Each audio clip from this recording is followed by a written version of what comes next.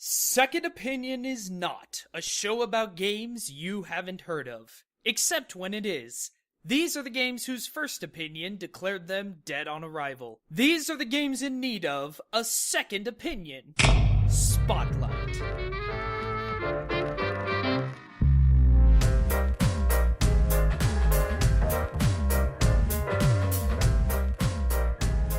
Hang in there, guys. Second Opinion Season 2 is coming. But first, we're covering a spotlight request by longtime subscriber Blu Skye, a game I reviewed earlier this year, and a game that's already become something of a cult classic in its own right. Tequila Works and Cavalier Games' The Sexy Brutale. And yes, I know that it's been pronounced variously as Brutal, Brutale, and Brutale, but my understanding is that it's a portmanteau of Brutal Tale, hence Brutale. Before we talk about this game, I want to talk about this video for a moment, as you've probably noticed by now that these moving pictures seem to be moving pretty damn slowly. The Sexy Brutale is a game that has massive spoilers. In fact, I would argue that the most you should see from the game before going in is its first semi-tutorial mission. But having tutorial text playing in front of my talk words was way too distracting, so we're sticking to screenshots on this one. If this bothers you, I'll take the opportunity to remind you that Second Opinion and Second Opinion Spotlights are always available in text-only format at www.heypoorplayer.com. Phew,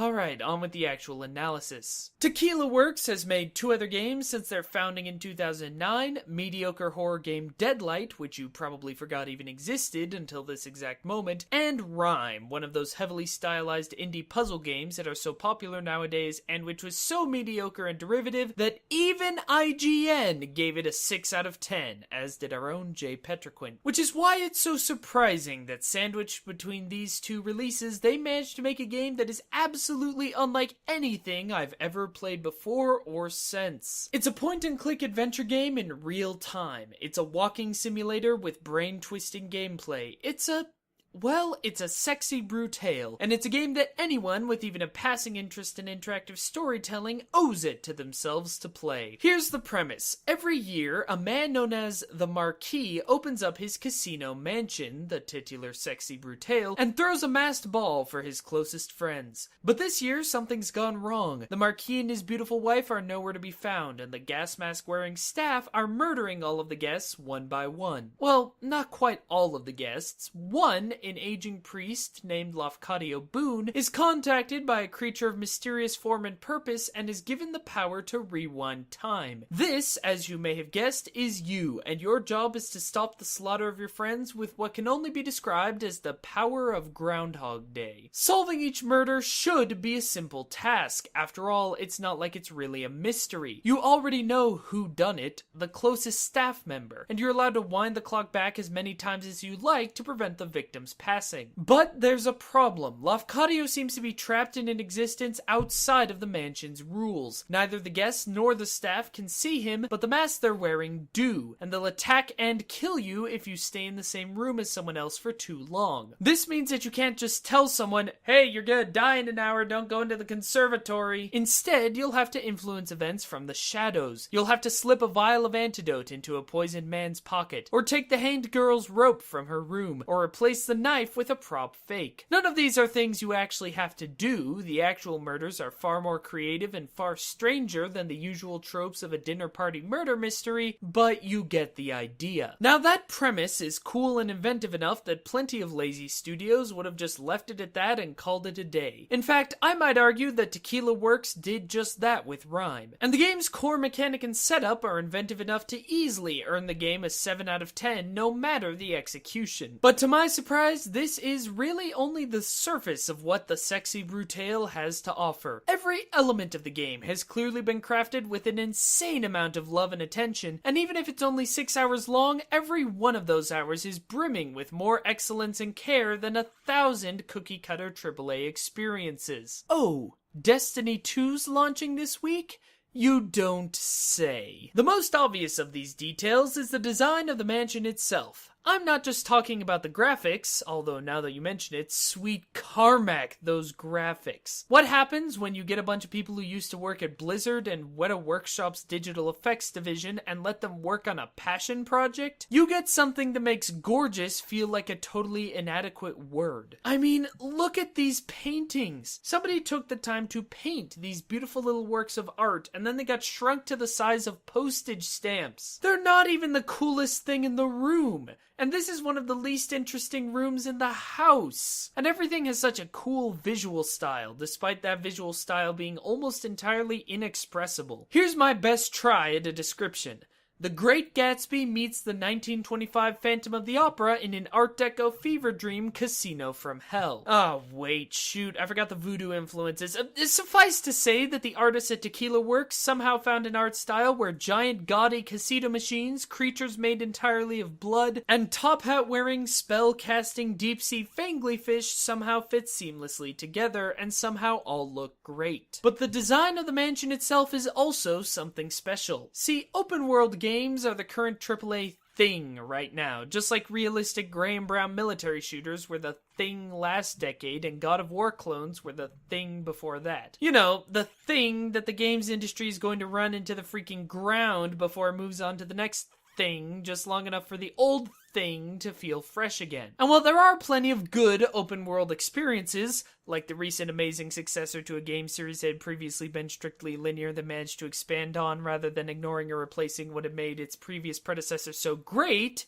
you know, Metal Gear Solid 5, it's nice to see games that can remind us of the power of the single, oft-backtracked location. Like the town on Gorkon in Pathologic, the Spencer Mansion in Resident Evil, or the Arkham Asylum in Arkham Asylum. The amount of time you spend trapped in the sexy Brutale means that the building itself feels like an old friend by the end of the game. A singular location trapped out of time. A place I'll remember forever despite never having actually visited. The scene of our character's greatest joys and deepest failures. Ah, yes, about those failures. Though I reject the idea that story is all the sexy Brutale has going for it, there's no denying that it really is the game's trump card. See what I did there? Fantastical stories like these often seem out of touch with real human experiences. Or, to put it more bluntly, the biggest mistake any time travel story can make is being about time travel. Back to the Future is a movie about the fact that teenagers and their parents often forget that the latter were once teenagers too. Time travel is just a comedic way to get that idea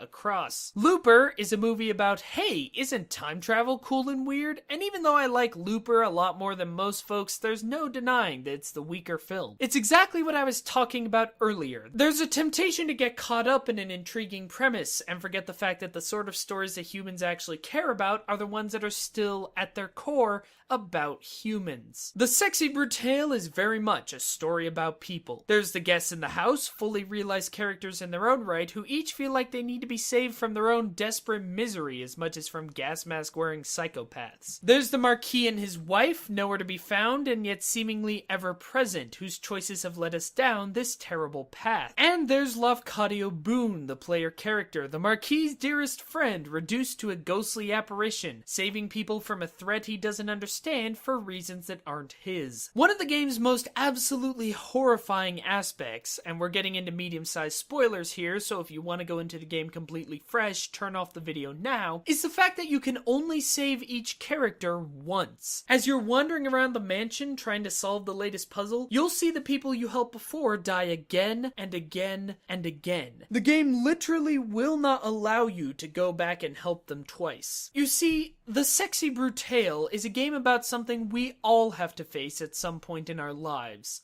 Grief. Total, overwhelming grief. When you're faced with the loss of the things that are most important to you, the first thing you try to do is make sense of what in the hell just happened. The human brain is programmed to think in stories. We call them schemas in psychology, and we have a hard time dealing with the fact that sometimes evil is just truly random. When the grief hits, the human tendency is to sit there in shock, turning the events over in your head over and over again, trying to figure out what you did wrong and and what you should have done better. Hey, doesn't that sound kind of familiar? The Sexy Brutale is a story about trying to impose order on chaos, and as every repeating death reminds you, that's an impossible task. It's not a game you can win, because there is no win state for grieving. What's happened has already happened, and it will always happen. Even from what I've told you of the story, you probably have your suspicions about who the big villain turns out to be, but you're wrong, because there is no big villain.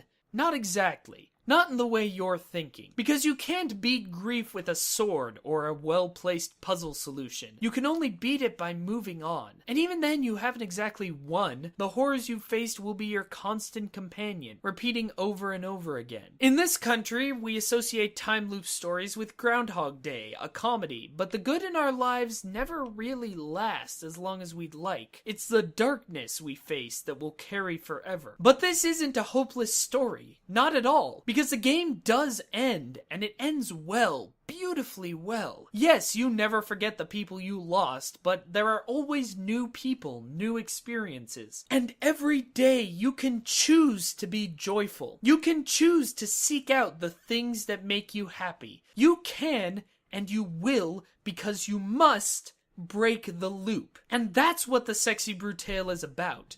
It's a brutal tale, so brutal that by the end your only goal is the hope that there will be an end. But then it comes, and you can breathe freely again. And one thing that really needs to be celebrated is not only what a remarkable story this game has, but how well said story is told. Like all the best games, certainly all the games I've chosen to highlight here, it weaves its story into its gameplay so seamlessly that the two are really one and the same. As a player, the time travel mechanic is exciting and thrilling at first. Like our grief-stricken protagonist, you cling to the unhealthy coping mechanism with gusto. And then things start to go wrong. Brutale also has almost Edgar Wright levels of tying up loose threads, to the point that I'm sure I've missed some crucial points on my first playthrough. Even minor UI details, like the fact that characters become wreathed in flame when you get too close, turn out to be foreshadowing far-reaching implications. Things that you thought were plot holes are deftly sealed up, and the very existence of plot holes actually becomes part of the narrative. But I really have said too much now, and sometimes you just have to take a seat at the table if you want to see how the river lies. But before we go, we would be remiss in not discussing Brutale's brilliant gameplay. At its core, it's a point-and-click adventure game in the classic style, which means lots of inventory puzzles. The loot mechanic adds an element of time management to the game, with each in-game hour equivalent to a real-world minute, and it certainly feels excitingly original, but when you get right down to it, it's really just an interesting way to present the no permadeath rule these sorts of games have, rightly, had in place for years. Again, I have to emphasize, in the wrong hands, this game could have been an unplayable nightmare. The logic of the titular mansion is so twisted and surreal that the logic of the puzzles could easily have been likewise, especially once the game starts subverting its own rules. Instead, the gameplay is so well designed that the solutions almost all feel natural and intuitive, while still being enough of a challenge to stimulate the old frontal lobe. I think part of it has to do with how much the puzzles are based on natural observation. On your first playthrough, you'll probably just sit and watch the death happen to understand the situation you're dealing with. At most, maybe you'll make one or two obvious changes just to understand why the simplest solution won't work in this case. But on consecutive runs, after making your best guess changes, you'll start to wander around nearby areas of the mansion. And that's when you'll start to notice things. Conversations in the corridor. Things that have moved since the last time you saw them. You'll rewind time and see how they got there. Once you've got the full picture, the solution is typically obvious, so solving a puzzle is more about having good intuition and detective skills than banging bits of inventory together until the sparks fly. Oh, and the music is damn near miraculous. Not only is the toe-tapping electric jazz just great to listen to, but it changes depending on where you are and what events are happening in the mansion at that time, flowing from room to room so that it sounds like one seamless piece of music. Even if you're on the other side of the mansion, you'll know what's happening to the victim because you'll recognize the musical cues. It's an impressive technical feat and deserves at least as much credit for the emotional strength of the story as the writing does. Composers in this industry never get half the respect they deserve, so I want to give a huge shout out to Matt Bonham, Tim Cotterell, Tom Puttick, and Phil French. To wrap things up, not even half as well as the game does, the sexy Brutale is a remarkable achievement. An easy Game of the Year contender that's inevitably going to be passed up for games with 4 times the polygons and less than a quarter of the heart. It's a story about love, pain, and mental illness wrapped in whodunit intrigue and dark comedy. It's a game that proves point-and-click adventures don't have to be frustratingly illogical, even when that's the main theme of the story. And its art, music, and general presentation are so far beyond anything else on the market that it honestly feels unfair to the rest of us mere mortal game designers. And though I still can't say too much about its ending, it really is quite possibly the best any game's ever had. Neither a happily ever after nor a game over. A perfect mix of happy and sad that feels real and puts to bed every minor plot detail that's been buzzing in your brain over the past 6 hours of play. It's a brutal tale, brilliantly told, and yes, I might even go so far as to call it sexy. Thanks for watching this episode of Second Opinion Spotlights. If this is your first experience with the show, why not take a look at some of the other Second Opinion videos, which are usually about taking a popular game everyone's already made up their mind about, and taking a sort of devil's advocate approach to criticism. Or you can check out more videos and articles about all kinds of stuff here on Hey Poor Player TV, or at www.heypoorplayer.com. Thanks for watching, everybody. Stay professional, and stay opinionated.